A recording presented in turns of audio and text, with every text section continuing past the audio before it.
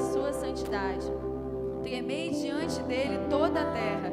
Dizei entre os gentios que o Senhor reina. O mundo também se firmará para que não se abale. Julgará os povos com retidão.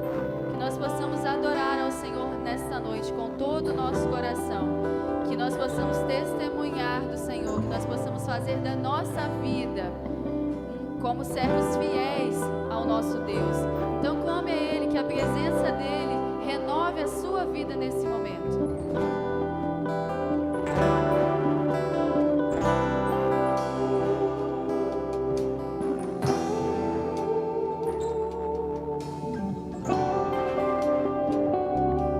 Nós desejamos a presença do Senhor. Nosso coração deseja a presença do Senhor.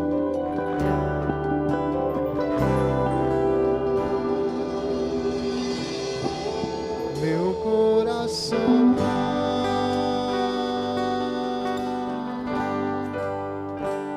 quer tua presença, meu coração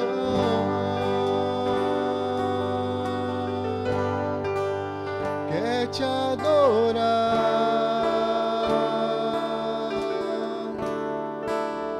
Se propício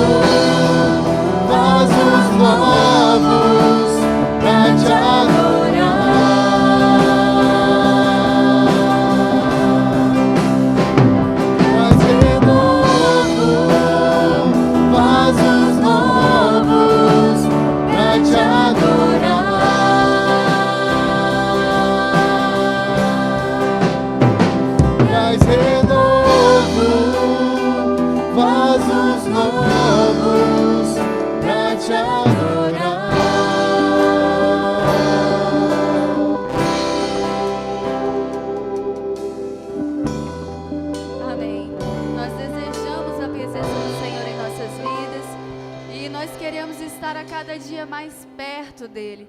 Queremos ouvir a voz do Senhor. Então, que você possa se colocar diante do Senhor nesse momento e clamar, para que Deus possa estar com você, que o Senhor possa estar te abençoando, que o Senhor possa estar colocando em seu coração o desejo ainda de estar mais perto do Senhor, e que você possa se colocar à disposição do Senhor, para que Ele possa fazer o querer dEle na sua vida.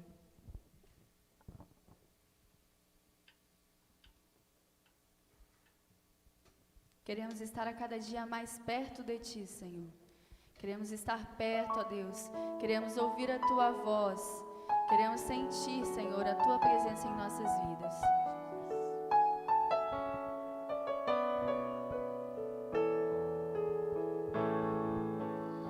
Perto quero estar,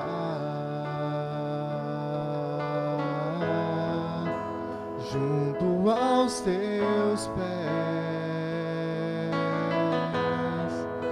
pois prazer maior não há que me render e Te adorar. Tudo que há em mim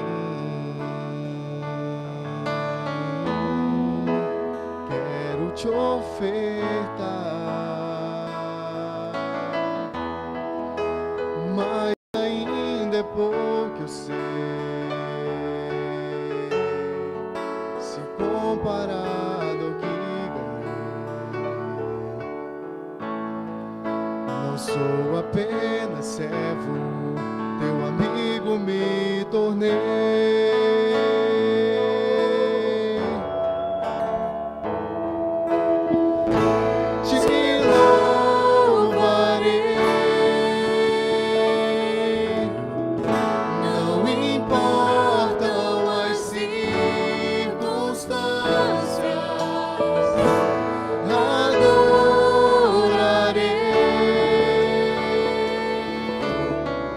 Somente a Ti, Jesus.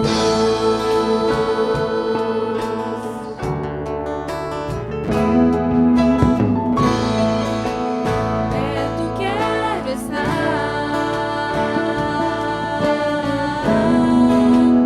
junto aos Teus pés, pois prazer maior não há que me render e Te adorar. Tudo que há em mim quero Te ofertar, mas ainda é pouco eu sei, se comparado ao que ganhei. Não sou apenas servo, Teu amigo me tornei.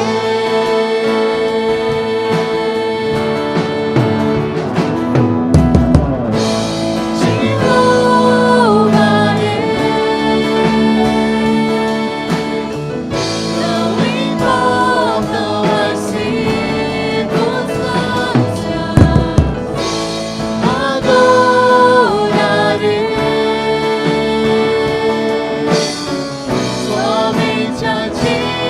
somente a Ti, Jesus.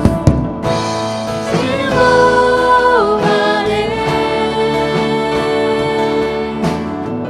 não importam as circunstâncias,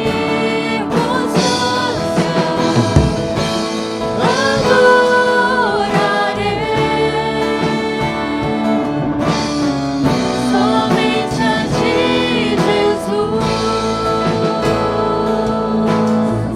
Somente a Ti, Jesus. Somente a Ti, Jesus. Amém.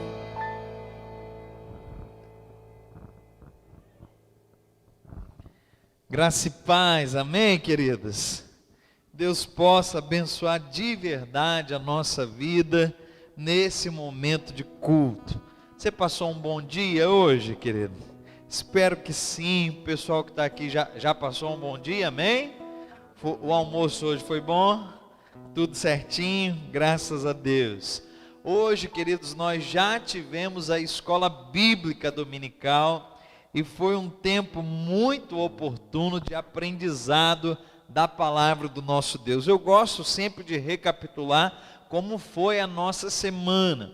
A nossa semana começa lá no domingo, né? Nosso primeiro dia da semana, e nós começamos com cultos maravilhosos. Aí a gente anda um pouquinho, chega na terça-feira, aquele momento super especial de oração, e a live no Instagram, Me Conte a Sua História, que já está marcando história, né? O pessoal já está aí ficando, todo mundo sintonizado, querendo saber quem vem ministrar, qual é a próxima pessoa do bate-papo, quem vai nos acrescer. E aí na quinta-feira o pastor Janderson concluiu uma série de mensagens. A série de mensagens era Pérola no livro de Jonas. Foi a quarta e última mensagem numa série de mensagens que a gente preparou e pôde sim abençoar a vida da nossa igreja. Chega o momento então de nós ministrarmos no culto dessa noite, e eu quero de verdade saudar a você que está aqui presencialmente, você que veio para cá, e também a você que nos acompanha pela live. Em nome de Jesus, abra sua Bíblia aí no Evangelho de João, no capítulo 9, estarei lendo os versos de 1 a 4 e ministrando a palavra do Senhor nesse momento de consagração das nossas vidas e consagração dos nossos bens. Tudo isso no altar do Senhor. Você já deve ter encontrado aí João, Evangelho de João, capítulo 9, versos de 1 a 4, diz assim a palavra do Senhor. E passando Jesus viu um homem cego de nascença, e os seus discípulos lhe perguntaram dizendo: Rabi, quem pecou, este ou os seus pais, para que nascesse cego? Jesus respondeu: nem ele pecou, nem seus pais, mas foi assim para que se manifestassem nele as obras de Deus. Convém que eu faça as obras daquele que me enviou enquanto é dia. A noite vem, quando ninguém pode trabalhar. Querido, um texto maravilhoso que tem diversas aplicações para a nossa vida, mas nesse momento em especial, quero fazer algumas aplicações acerca da nossa consagração de vida e de bens no altar do Senhor. E inicio dizendo que Deus tem para mim e para você uma missão designada. Deus tem para nós algo que Ele nos chamou a fazer. Deus tem algo que Ele espera de nós que nós façamos. No texto bíblico, Jesus está dizendo que Ele tem uma missão para cumprir, e é realizar as obras daquele que o enviou. Eu e você, enquanto igreja, também temos uma missão a cumprir, e essa missão foi nos dada pelo Senhor, o nosso Deus. Agora, quem é alvo dessa nossa missão? A quem a nossa missão está endereçada? Aqui Jesus faz uma citação que aquele homem cego de nascença precisava do seu cuidado, precisava mais do que o seu carinho, a sua atenção, mas precisava de sua intervenção divina. Eu quero pensar contigo que existem inúmeras pessoas necessitadas de um favor da parte de Deus, e Deus nos comissionou para que pudéssemos ir em missão até aquele que de nós precisa. Existem pessoas precisando da obra que Deus designou a igreja a fazer. Existem muita gente, muita, na nossa própria cidade, em cidades vizinhas, no estado, no país inteiro, que são alvos da nossa missão de forma integral, e eu e você não podemos desconsiderar que Deus nos chamou para impactar vidas, para transformar vidas. Por isso a nossa vida precisa estar consagrada ao Senhor. Por isso nós precisamos estar envolvidos com o que Deus requer de nós enquanto missão que nos deu. Aprendo ainda mais com esse texto, que nós não podemos focar no que não resulta. Olha que coisa interessante. Jesus passa por um homem cego de nascença. Os discípulos dele contemplam aquele homem, percebem que ele é cego, mas o foco dos discípulos está em outro lugar. Porque eles não chegam para Jesus e dizem: Senhor, o que o Senhor está precisando para que a gente te ajude, para que esse cego deixe de ser cego? Não, eles não se preocupam com isso. A preocupação deles é a questionar de Jesus: quem é que pecou? Será que foi os pais dele? Será que foi ele? Quem é que foi o culpado por ele nascer cego? O foco dele está em um lugar que não traz resultado. Eu e você, como igreja do Senhor, não podemos focar naquilo que não traz resultado. Os nossos investimentos, sejam eles de energia, de esforço, sejam investimentos financeiros, não podem ir em outra direção que não seja a direção daquilo que trará resultado para a honra e glória do nome do nosso Deus. Jesus está dizendo: olha, eu preciso fazer as obras daquele que me enviou e devo as fazer enquanto é dia, porque a noite vem que ninguém mais conseguirá trabalhar. Deixe-me citar algo para você. Nós precisamos aproveitar o momento, e o momento da igreja fazer a obra do Senhor que Ele designou se chama agora. Meu irmão, você não pode querer esperar findar 2020, iniciar 2021 para arregaçar as mangas e começar a fazer alguma coisa. Não pode.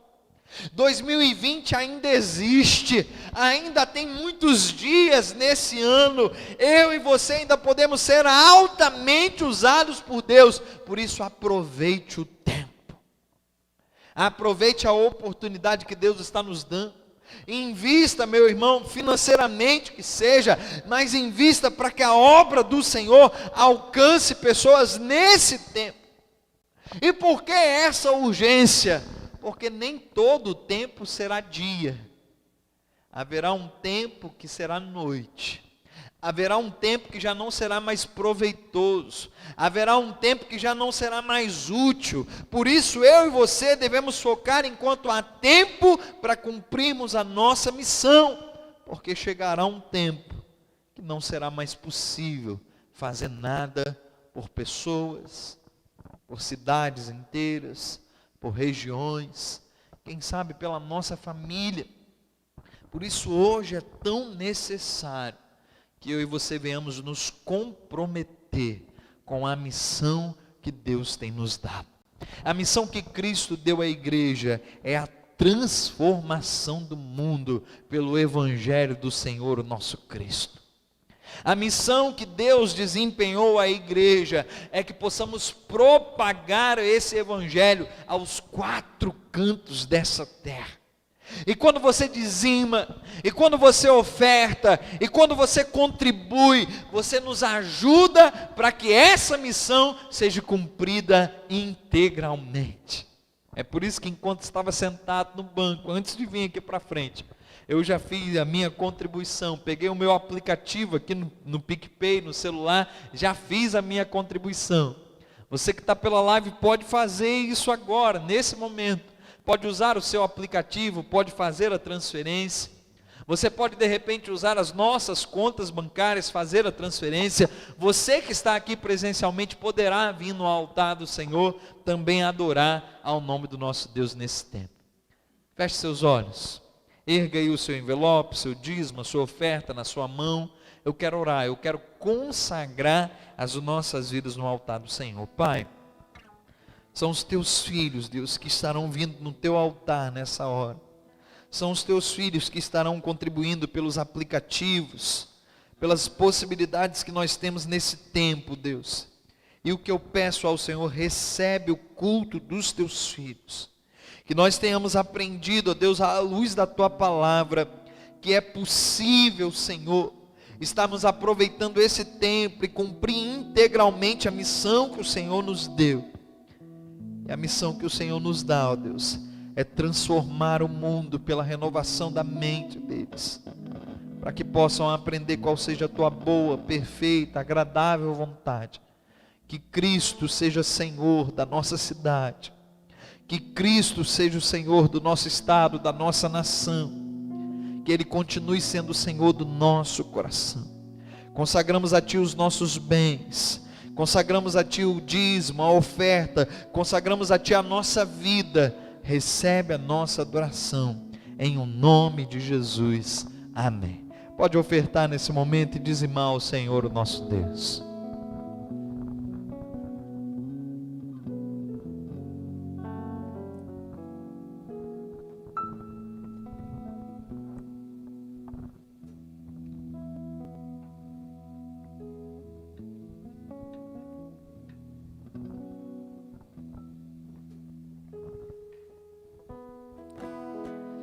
Amém, irmãos? Vamos estar adorando ao Senhor, né? E agradecendo ao Senhor por tudo que Ele tem feito por nós, através dos nossos dízimos, das nossas ofertas, e também entregando a Ele o nosso coração.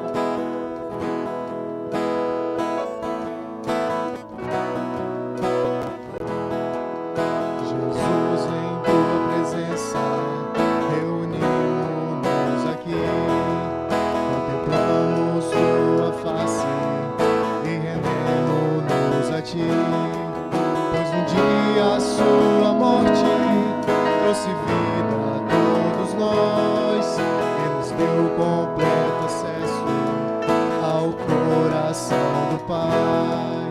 E o véu que separava já não separa mais, e a luz que outrora apagada agora brilha, e cada dia brilha mais, só pra te adorar e fazer teu nome grande e te dar o louvor que é devido. Estamos nós aqui.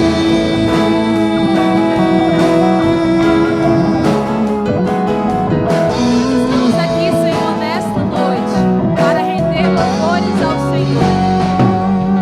Jesus, em tua presença, reunimos-nos aqui, contemplamos tua face e rendemos-nos a ti, pois um dia a sua morte trouxe vida a todos nós e nos deu completo acesso ao coração do Pai. O que separava já não separa mais, e a luz que outrora apagada agora brilha, e cada dia brilha mais, só pra te adorar e fazer teu nome grande e te dar o louvor que é devido. Estamos nós aqui, só pra te adorar e fazer teu nome grande e te dar o louvor que é devido. Estamos nós aqui.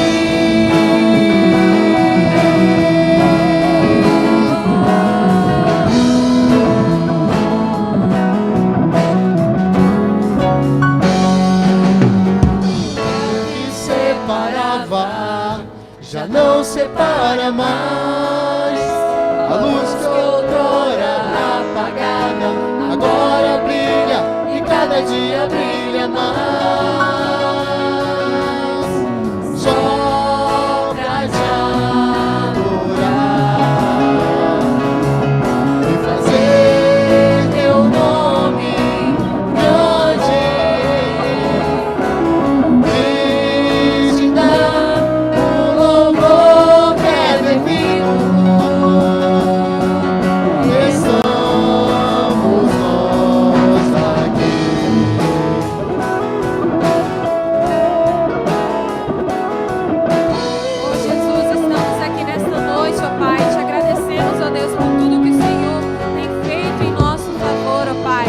Obrigado, Senhor, por cada irmão que dizimou, que ofertou ao Senhor, como forma, Senhor, de gratidão ao Senhor, como forma de adoração ao Senhor, porque tudo que temos, tudo que somos, vem do Senhor, Pai.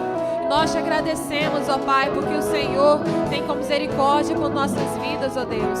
Abençoe, Senhor, a vida de cada irmão que se faz aqui presente nesta noite. Abençoe a vida de cada irmão, Pai, que está nos assistindo através da live, ó Deus. Que o Senhor possa ir de encontro a cada coração, a cada necessidade, ó Pai. Se tiver alguém porventura, ó Pai, que estiver passando por alguma necessidade, ó Pai, financeira, ó Pai, desemprego, que o Senhor possa, Senhor, entrar com providência, ó Senhor, trazendo sustento para aquela família, ó Pai. Que o Senhor possa, Senhor, abençoar que nada venha a faltar, ó Pai. No nome de Jesus que nós oramos agradecidos por tudo, hoje e eternamente. Amém. Como é maravilhoso, irmãos, nós estamos adorando ao Senhor.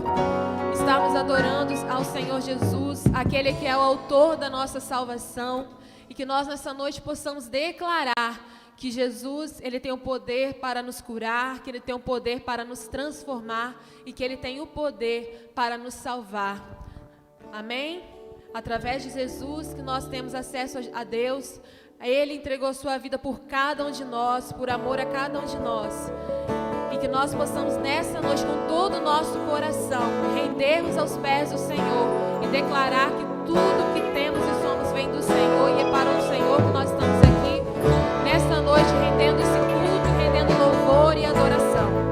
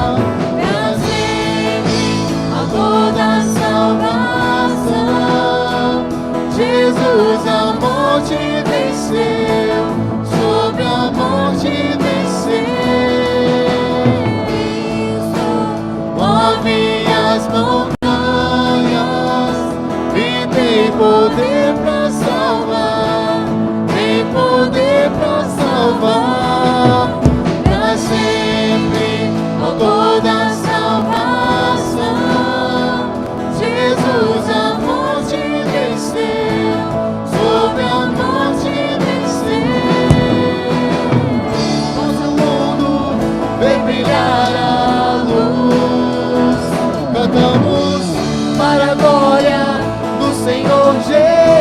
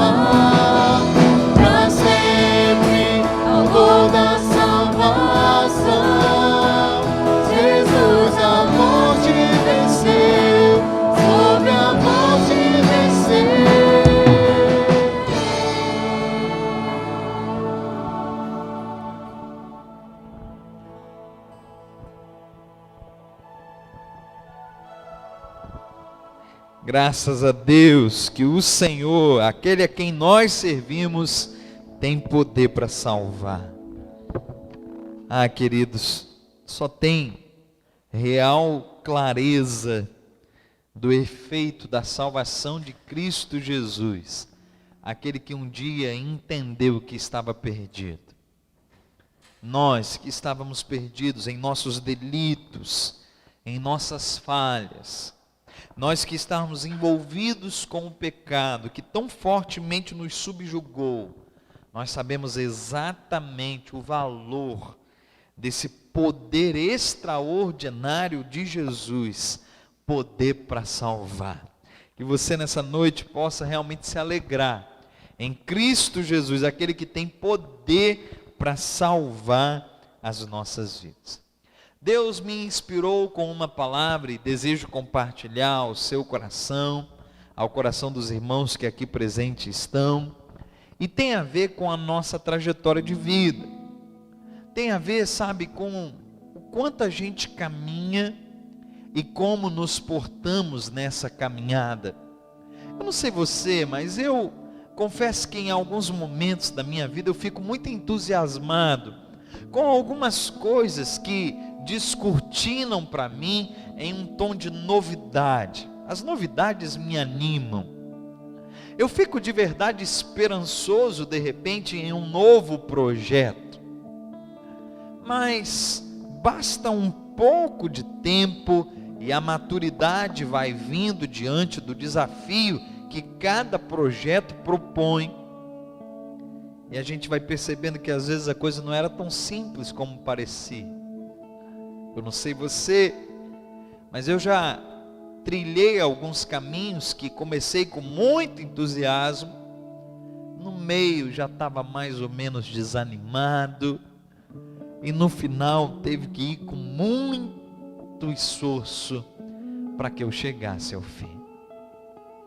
Existem coisas que ficam parecendo para nós que o início é melhor, porque afinal de contas tem coisas que parece que são longas demais, e é como se fosse desidratando no caminho, e a gente vai ficando um tanto quanto cansado, quem sabe até pensando em desanimar, em desistir.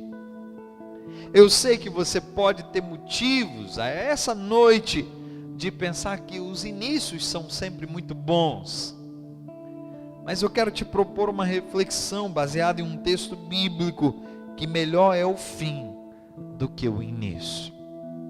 E quando a gente diz fim, o fim já nos remete a uma ideia ruim, não é verdade?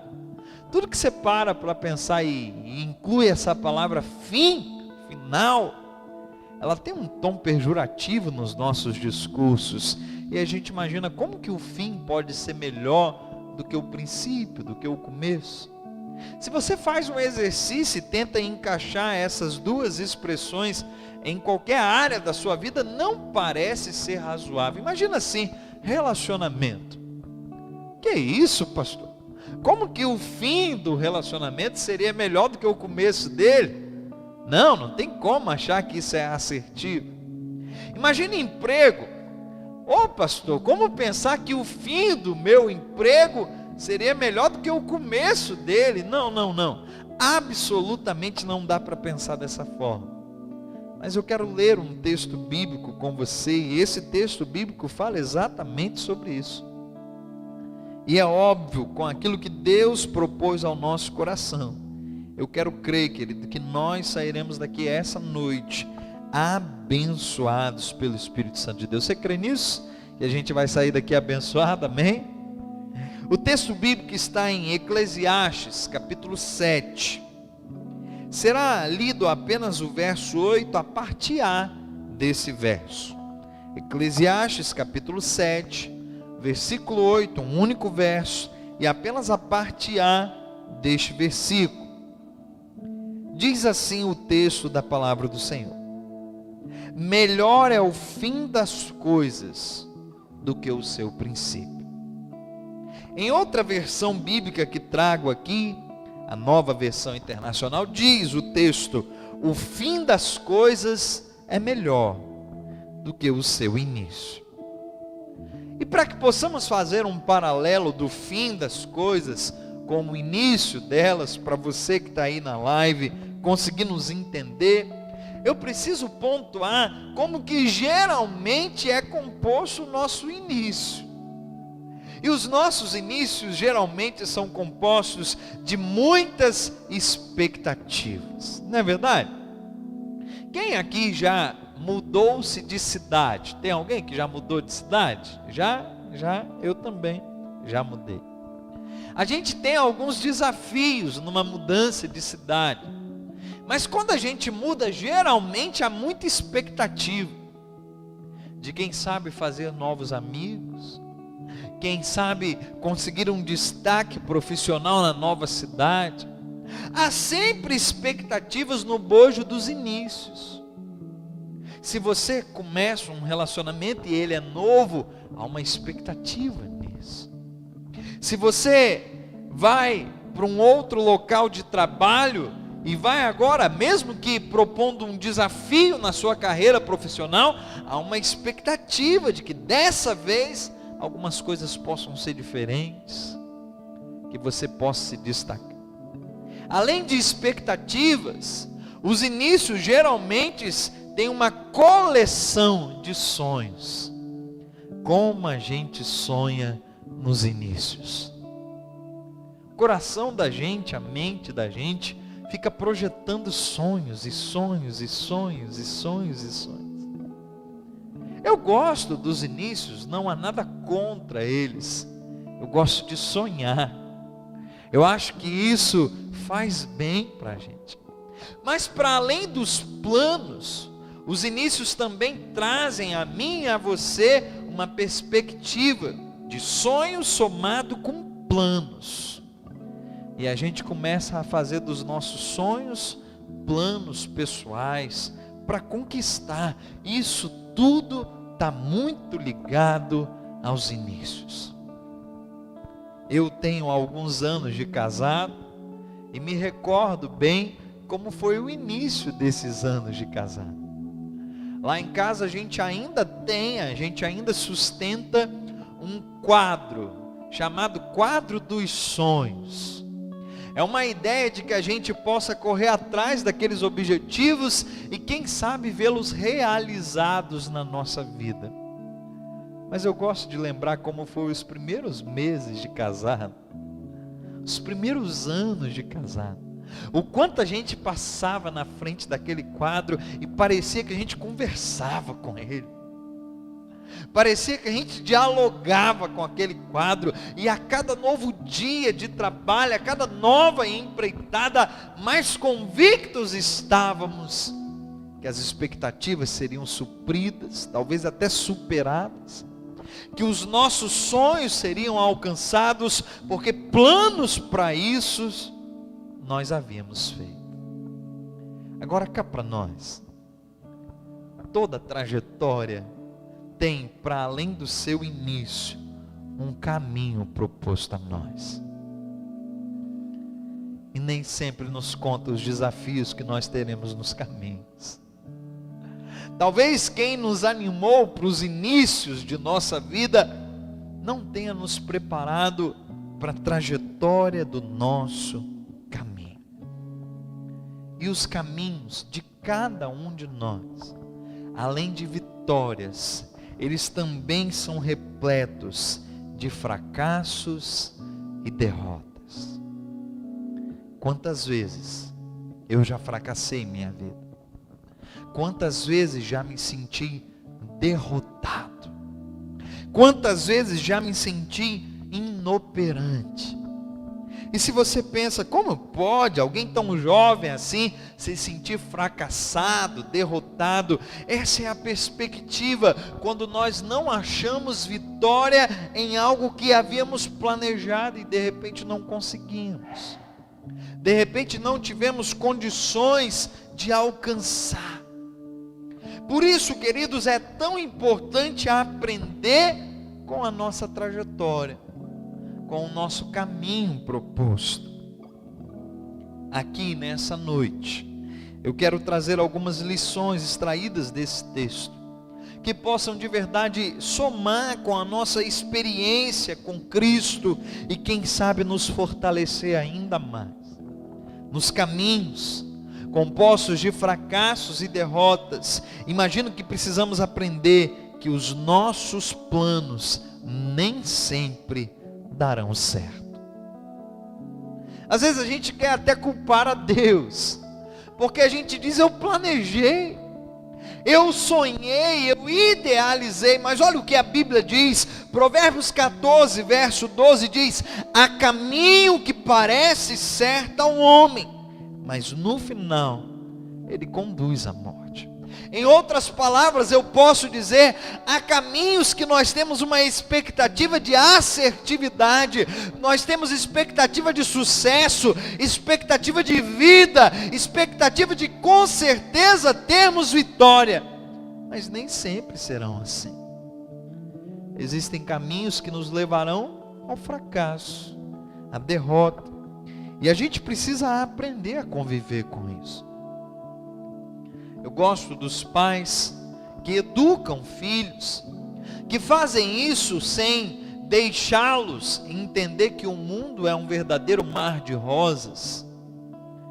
Eu não estou dizendo que o pai precisa trazer uma vida de jugo pesado a um filho, mas criar filhos sem esse romantismo abstrato que existe aí fora, eu acho extremamente importante.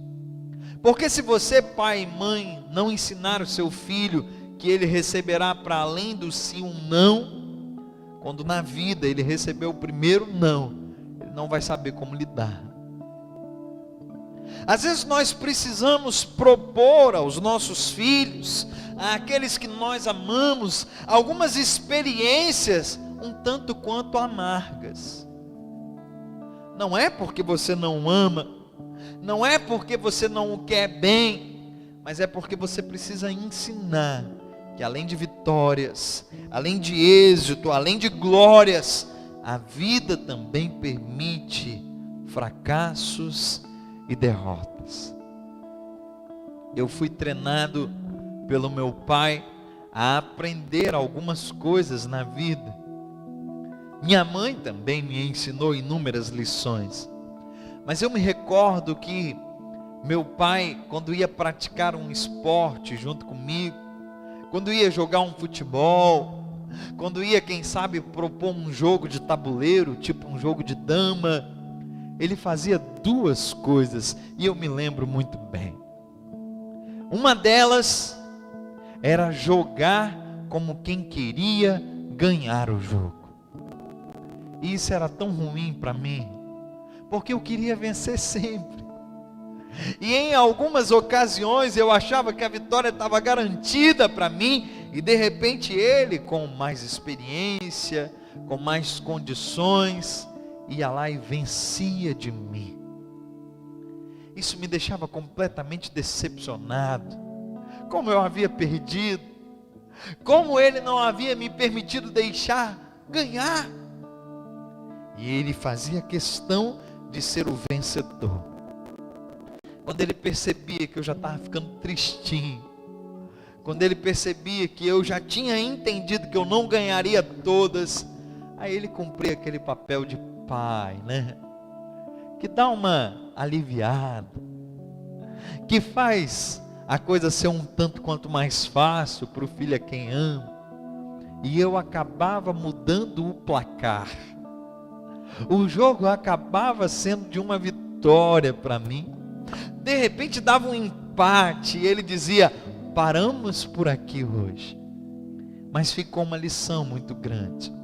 Uma lição de que havia um pai e uma mãe que me amavam, sim, que fariam tudo por mim, sim, mas que queriam me ensinar que eu não venceria todas sempre. Que eu não seria uma pessoa isenta de fracassos e de derrotas. Você precisa ensinar àqueles que convivem contigo que nem sempre nós teremos vitórias. Você precisa aprender que derrotas também vêm à vida daquele que serve a Cristo. Para além disso, aprenda nessa noite que diante do fracasso, nós não podemos desanimar e nem desistir. Tem gente que basta uma derrota e já não quero mais saber disso. Abro mão, já não quero mais lutar. Não. Deus nos chamou e não nos deu um espírito de covardia, ao contrário, Ele nos dá um espírito de ousadia e de intrepidez. Você perderá algumas sim, mas Deus é aquele que nos fará ter vitórias para além das nossas derrotas. Aleluia. Eu quero crer, queridos, que diante do fracasso nós não temos motivos de desanimar. Imagine só se um vendedor, de qualquer que fosse o produto, batendo de porta em porta, ao ouvir alguns nãos, desistisse de continuar vendendo. Ele simplesmente chegaria em casa sem condições e sem ter provisão para sustentar a sua família. Mas aquele que trabalha com vendas sabe muito bem do que eu vou dizer. Ele não luta pelo não, ele luta pelo sim. Então não importa quantos nãos vão haver, não importa quantas derrotas vão haver, desde que eu não desanime, desde que você não esmureça, desde que você não desista, nós chegaremos ao tempo de vitória. Vai batendo na porta. Eu ensino a algumas pessoas próximas a mim que ali a gente aprende com um princípio bíblico. Qual é o princípio, pastor? É o amor ao próximo. Vou te dizer, vou dar a dica para você que é vendedor. Bateu na porta de um comércio, é representante comercial, né? Bateu na porta de um comércio, te atenderam naquele dia e disseram hoje não, amor ao próximo, ame o próximo, vai para o próximo comércio, né? E vai para o próximo, e para o próximo, e para o próximo, até chegar em um que abrirá as portas, que será um instrumento de Deus para te dar auxílio, para te dar refrigério naquele tempo que você tanto precisa. Provérbios 24, verso 10 diz: se você vacila no dia da dificuldade, como será limitada a sua força? Nem sempre amanhece dias ensolarados, não é verdade? Mas mesmo em dias chuvosos, nós precisamos ir para a luta, correr atrás de vencer o leão de cada dia. Precisamos entender, queridos, que nem sempre serão dias bons. Precisamos entender que na nossa vida nem sempre se sustentará aquele mesmo ânimo do começo. As expectativas, os sonhos, os planos do início, mas na trajetória nós podemos aprender mesmo em fase do fracasso, da derrota. Basta que não desanimemos, basta que não nos esmureçamos, basta que não venhamos ficar coitadinhos de mim. Não é essa postura que Deus espera de nós. Não vacile no dia da sua dificuldade, querido. Se fortaleça em Deus. Diz, isso não vai ficar assim sempre. Eu vou dar a volta por cima. Eu vou me reerguer. Eu vou ter condições de olhar convicto, aprumado, como quem entende que Deus é aquele que permitirá com que a vitória chegue, mesmo depois de vários dias, meses, quem sabe, de fracasso, dificuldade, de derrota. Deserto não é para a vida toda, queridos. Deserto é só uma circunstância de passagem. O povo de Israel não nasceu para morar, viver no deserto, como se aquilo ali fosse o que Deus tinha para eles. O deserto era oportuno como uma escola, como uma aprendizagem. Deus te trouxe até essa circunstância, Deus permitiu esse vento, essa tribulação, e isso haverá lições, com certeza haverá aprendizado, sim, com certeza haverá. Então mesmo diante do deserto, mesmo diante da sua tribulação, creia, haverá o tempo de você gozar das benesses do reino do Senhor, de você usufruir de uma terra que mana leite e mel. Aprendo ainda mais que devemos recomeçar sempre que necessário. Queridos, eu aprendo tanto com isso. Eu vivi algumas coisas na minha vida que eu não queria tê-las vivido. É como se eu quisesse zelar por um histórico pessoal e eu não quisesse esses tipos de ocorrência na minha vida. Eu queria, quem sabe, um currículo daqueles que a gente diz invejável. Um currículo só de coisas boas. Mas não me foi possível esse currículo. Eu vivi experiências amargas. Eu vivi coisas que de verdade eu pensei, poxa Senhor, o Senhor podia ter me poupado. Mas mesmo hoje, eu aprendo que havia de verdade um grande propósito de Deus nessas coisas. Eu não pedi para falir, mas já fali minha empresa uma vez. Eu não pedi para não saber lidar com finanças, mas já não soube lidar em algum tempo da minha vida. São coisas tão amargas, são derrotas que machucam tanto a gente. E qual é a grande lição? A lição é que Deus é aquele que nos permite recomeçar sempre. Hoje, um pouco mais maduro, quem sabe um pouco mais experimentado, não significa que eu esteja isento de viver outras frustrações da minha vida, mas eu já aprendi uma grande lição. Se tiver que chorar, vai ser por um intervalo muito curto de tempo, porque rapidamente eu vou sacudir a poeira, rapidamente eu vou me colocar de pé novamente, e eu vou dizer: Deus, propõe um novo, propõe um recomeço, porque eu quero sim voltar a ser aquele guerreiro que caminha convicto de que chegará diante da vitória. Já não vivo mais enclausurado na decepção, na frustração, no descontentamento. Eu, durante um tempo de escola, vivi uma experiência bem amarga. Eu sempre busquei ser um bom aluno, sabe? Sempre busquei. Era um aluno mediano, razoável, de médio para um pouquinho melhor. Mas sempre busquei estudar.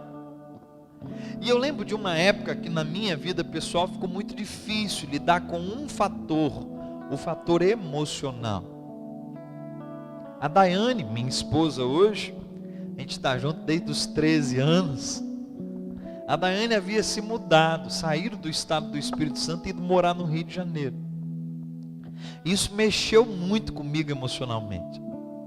Mexeu tanto, que eu já não prestava mais atenção nas coisas na escola. Um ano antes, havia acontecido uma festa lá na escola, dos melhores alunos da escola, coisa chique, né? Eu participei de um jantar de gala.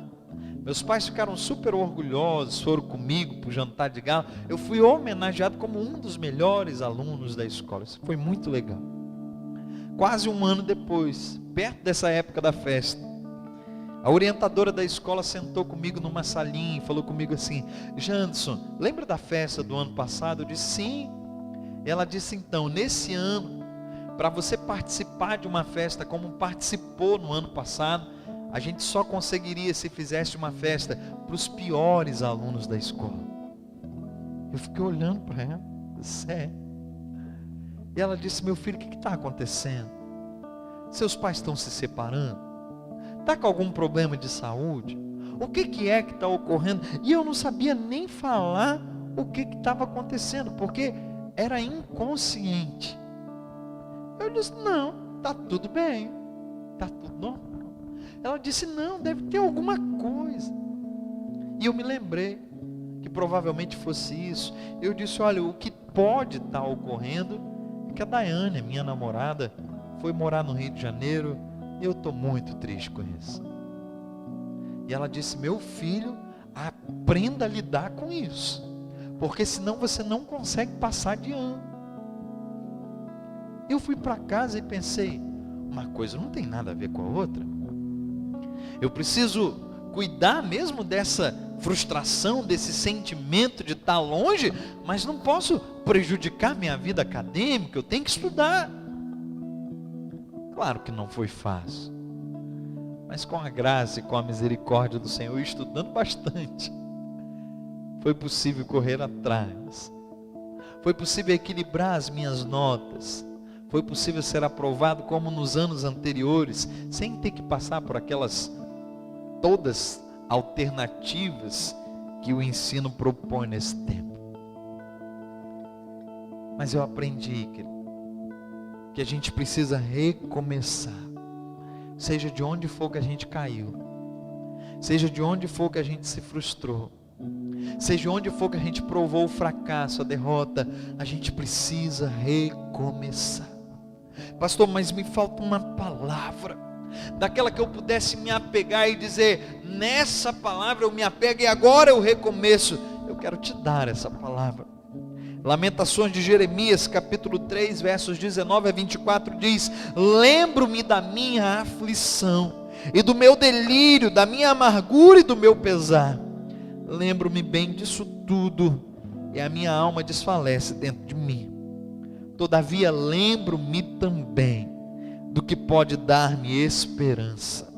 Graças ao grande amor do Senhor é que nós não somos consumidos, pois as suas misericórdias são inesgotáveis, elas renovam-se a cada manhã.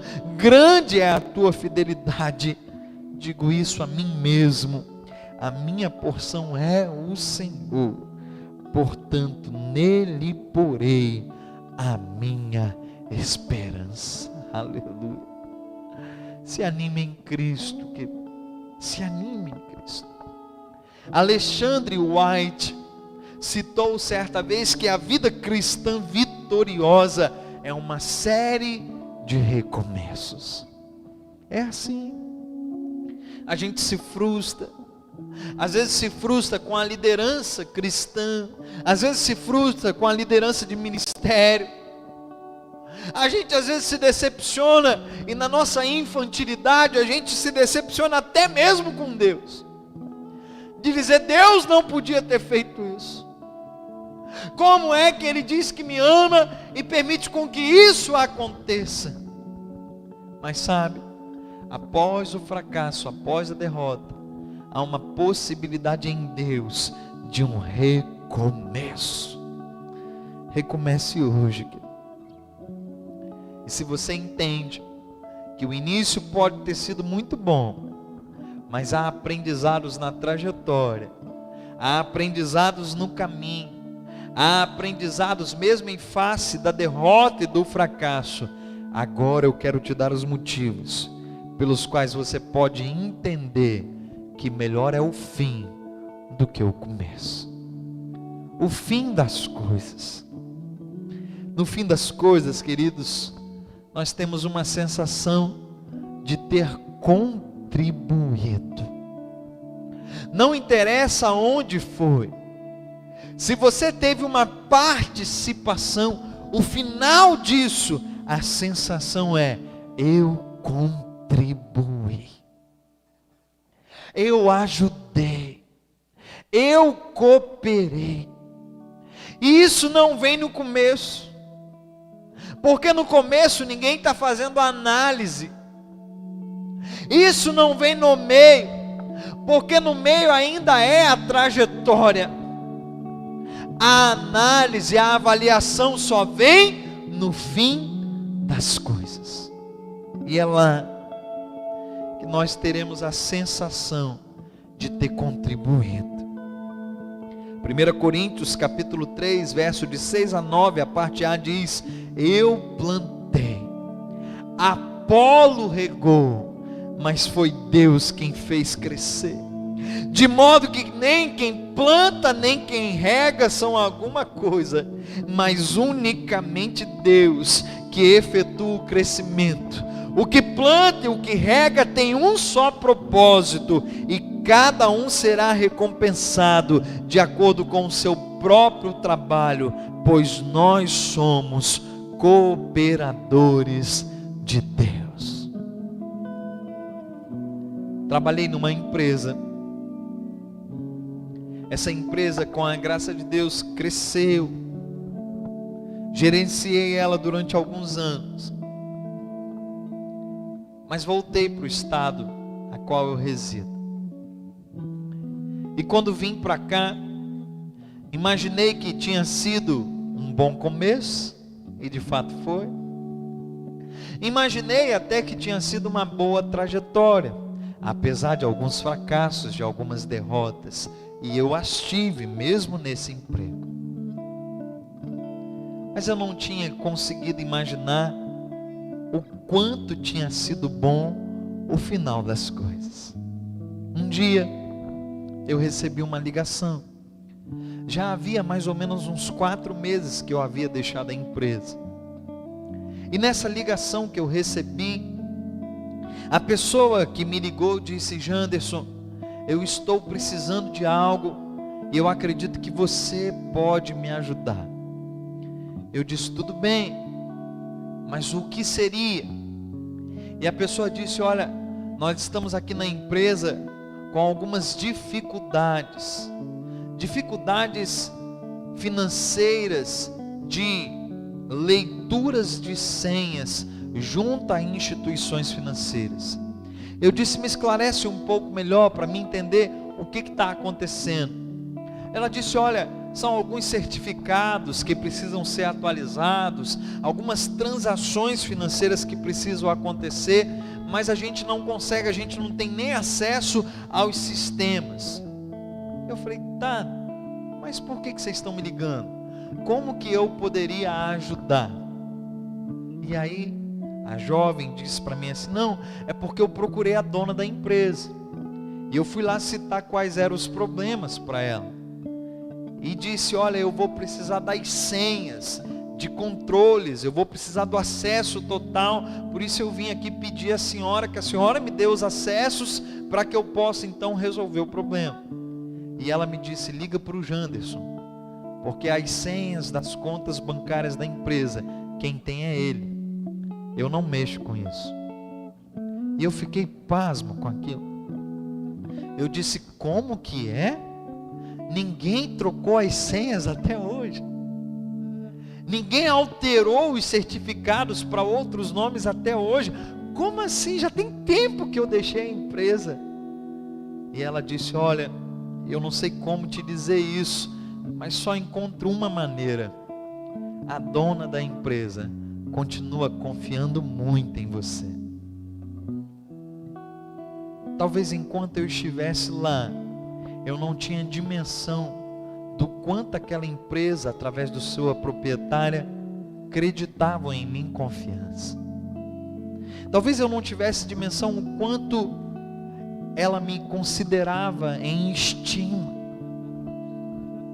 Bastou que eu pudesse avaliar o fim da coisa, e nesse caso específico, o fim era: já não trabalhava mais lá, já tinha saído do estado, da cidade, tinha vindo morar em um outro lugar, mas ainda assim a credibilidade, a confiança existia.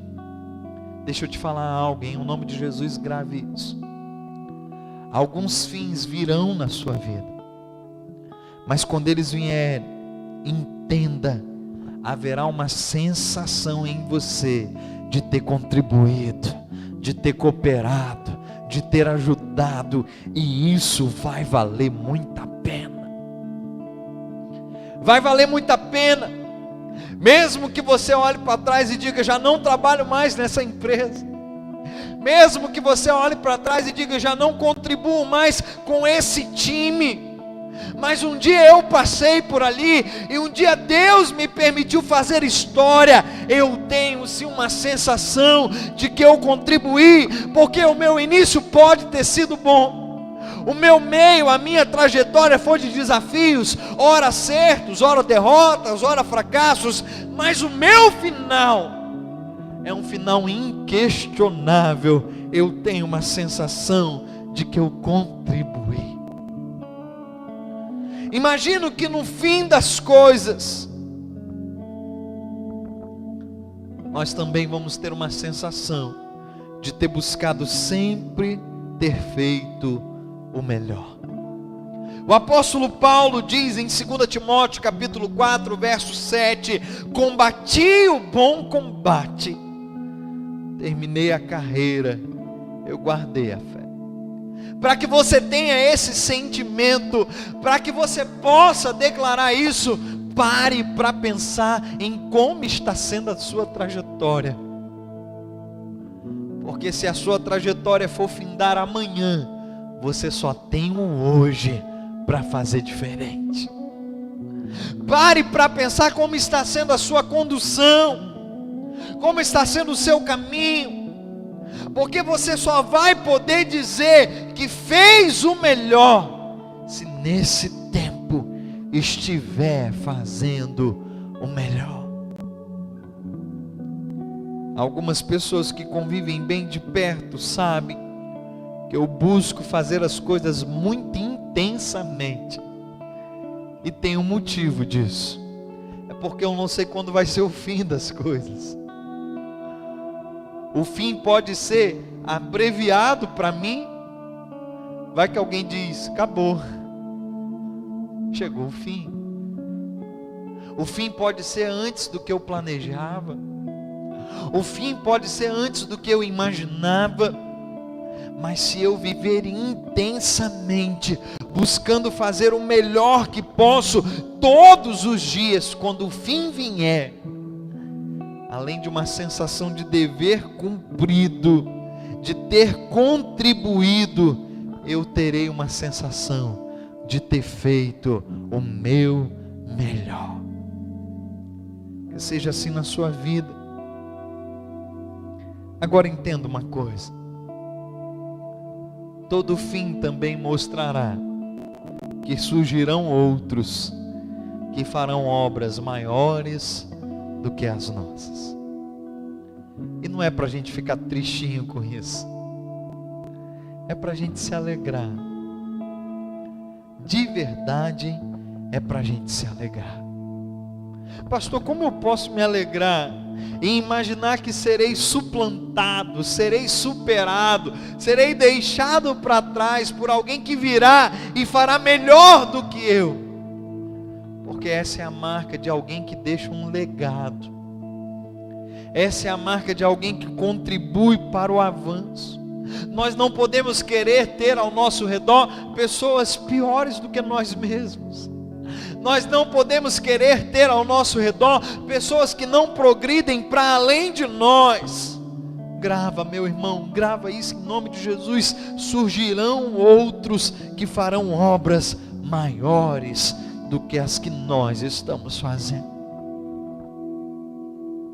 E quando isso acontecer, e que aconteça em nome de Jesus, a gente vai poder declarar, como está registrado no Evangelho de João, capítulo 14, verso 12, e lá diz, digo-lhes a verdade, aquele que crê em mim fará também as obras que eu tenho realizado, fará coisas ainda maiores do que essas, porque eu estou indo para o Pai.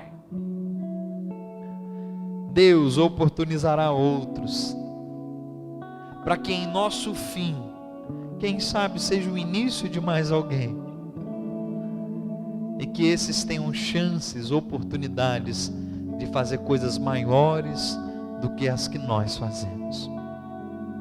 Essa semana eu estava com o Daniel, meu filho, deitado na sala da minha casa, e ele foi em uma empresa com a mãe e recebeu uns numerais de um material chamado ACM, e levou para casa, bonitinho o material, e ele levou. Tinha lá um numeral 2, um numeral 7, um numeral 0 e um segundo numeral 2.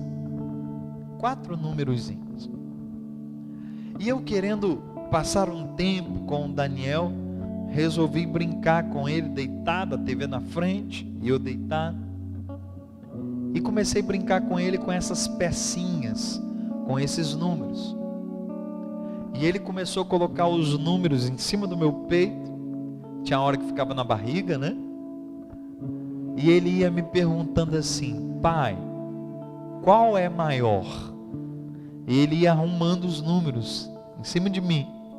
Então ele dizia, colocava o 2, o 0 e perguntava: qual é maior, 20 ou, aí colocava do ladinho, 27.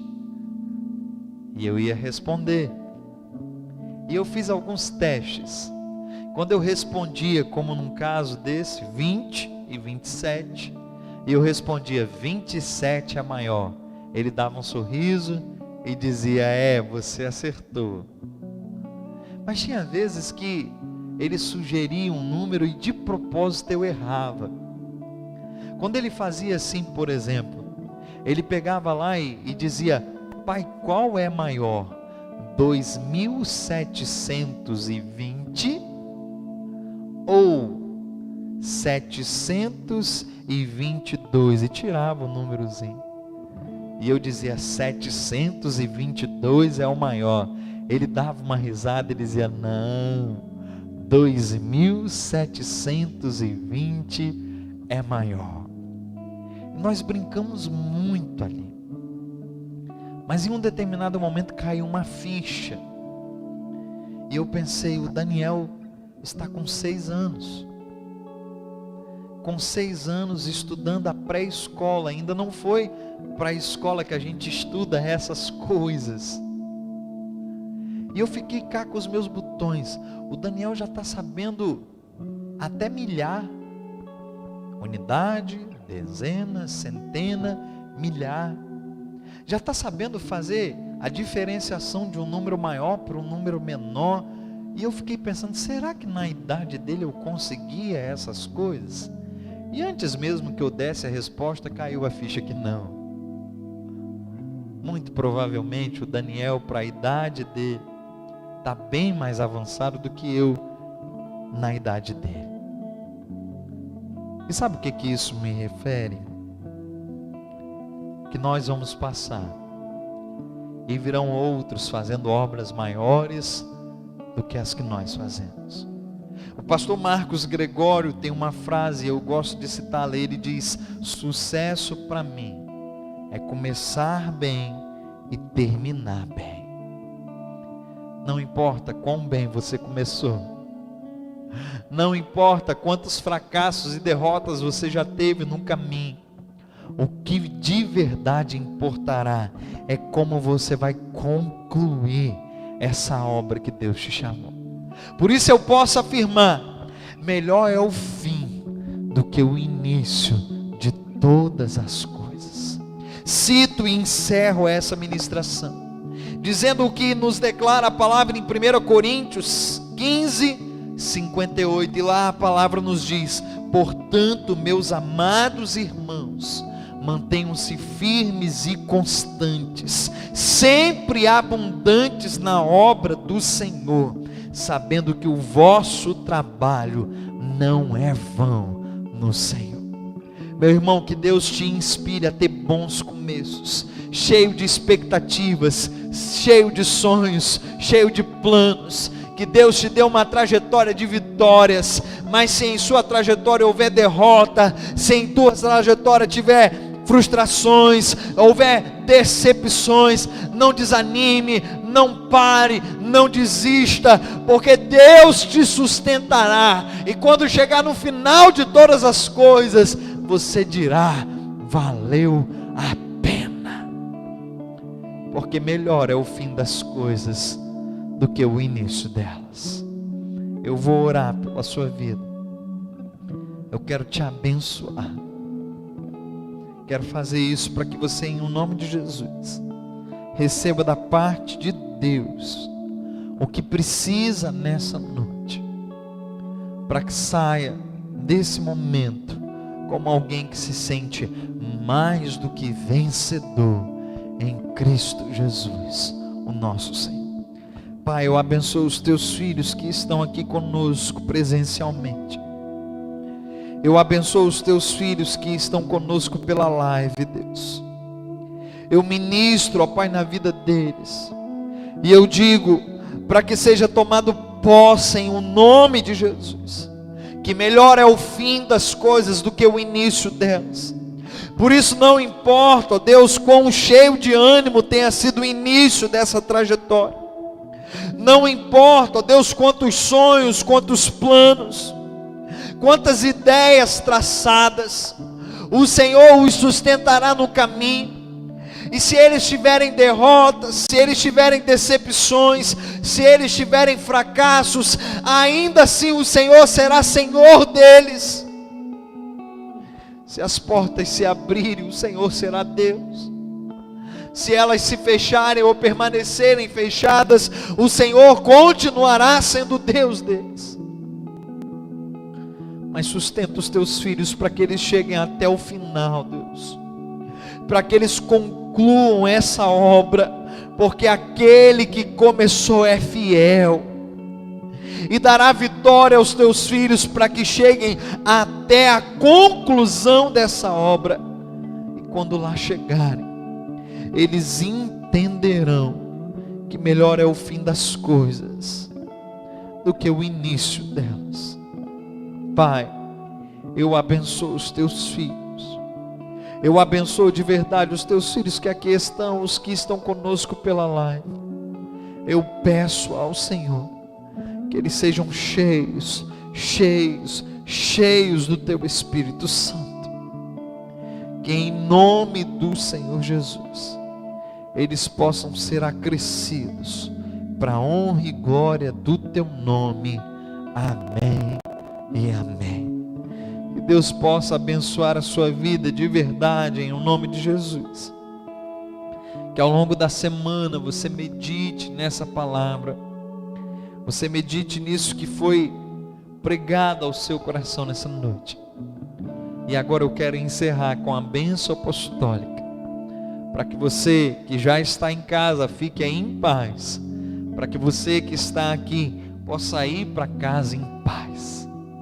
Que a graça e a paz do nosso Senhor Jesus Cristo, o amor de Deus o Pai, a comunhão e as consolações do Espírito Santo de Deus seja com cada um de nós, hoje e sempre.